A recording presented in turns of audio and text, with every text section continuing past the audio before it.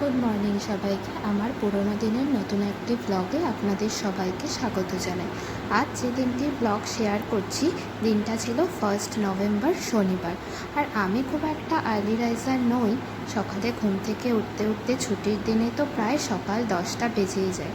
এজন্য দেখুন চারিদিকে তো রোদও উঠে গেছে।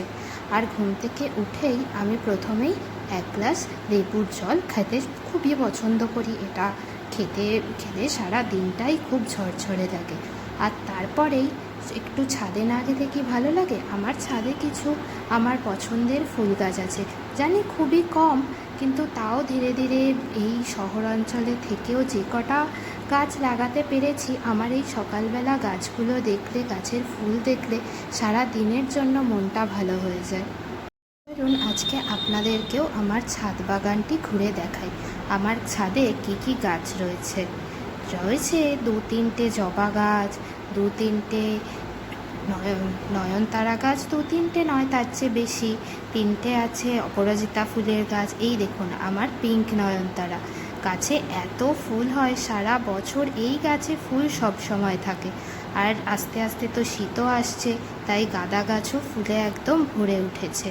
এই দেখুন কি সুন্দর অরেঞ্জ রঙের গাঁদা ফুলে আস্তে আস্তে গাছগুলো ভরে যাচ্ছে। আবার শীতকাল চলে গেলে গাছগুলো একদম, গাঁদা গাছ একদম নেতিয়ে পড়ে, ফুলই থাকে না। কিন্তু যেই শীতকাল পড়তে শুরু করে, কুয়াশা পেয়ে গাছগুলো একদম জনমনে হয়ে ওঠে। আর এবার শীতে আমি গাঁদা গাছ একটু বেশিই লাগিয়েছি।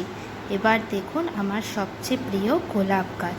কি সুন্দর সাদা গোলাপ হয়, দেখলে সকালবেলা মনটাই ভালো হয়ে যায়। গরমে যদিও একটু ফুলগুলো ছোট হয়ে গেছিল, কিন্তু শীতে শিশির পেয়ে, কুয়াশা পেয়ে আবার গাছটায় ফুলে ভরে উঠেছে। পড়ার সাথে সাথে যেমন গোলাপ গাছ, গাঁদা গাছ, চন্দ্রমল্লিকা গাছে ফুল আসতে শুরু করেছে, কুঁড়ি ফুটছে, সেরকম পাশাপাশি জবা গাছে ফুল কিছুটা কমে গেছে। আবার আবার বেল ফুল গাছে তো একটাও ফুল ফোটে না। ঠিক আছে, নতুন ফুল আসলে কিছু ফুল তো কমবে। এখন গাছে শুধু ফুলের কথা বললেও ফুলগুলো দেখতে যেমন সুন্দর লাগে, গাছে কিন্তু পোকাও কম হয় না। যেমন আমার গাছে তো কালো শুশুড়ি পিঁপড়ে অনেক আছে। এরপরই আমি নিচে গিয়ে ব্রেকফাস্ট করতে শুরু করলাম। আজ ছুটির দিন, তাই রুটি আর আলু ভাজা দিয়েই আজকের ব্রেকফাস্ট। আর সারাদিনে কি কি করেছি তার তো ক্লিপ নেওয়াই হয়নি। ডিরেক্ট চলে গেলাম দুপুরের লাঞ্চে আজকে ছিল অনেক রকম ভাজা, ডাল আর একটা তরকারি। আর লাঞ্চের পর লম্বা একটা সুন্দর ভাত ঘুম দিয়ে বিকেলবেলা চলে গেছিলাম জগদ্ধাত্রী ঠাকুর দেখতে। আমাদের এদিকে খুব বেশি জগদ্ধাত্রী পুজো না হলেও যে 2-3টে পুজো হয়, সেখানে তো প্রচুর লাইটিং দিয়ে ফাংশন করে রাত 12টা অবধি গান বাজিয়ে মানুষের ঘুমের ব্যাঘাত ঘটিয়ে ভালোই পুজো হয়। আমি তো আপনাদের সাথে 2-3টে দুর্গানগরের ঠাকুরই শেয়ার করছি। এবছর তো আমার আর চন্দননগর ঠাকুর দেখতে যাওয়া হলো না। আপনারা কারা চন্দননগরে জগদ্ধাত্রী ঠাকুর দেখতে গেছিলেন, আমাকে অবশ্যই কমেন্ট করে জানাবেন।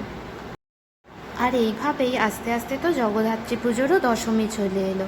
এরপর তো আবার সেই 25শে ডিসেম্বর ক্রিসমাসের অপেক্ষা, বেশ কয়েকটা দিন আর সেভাবে কোনো অনুষ্ঠানই নেই।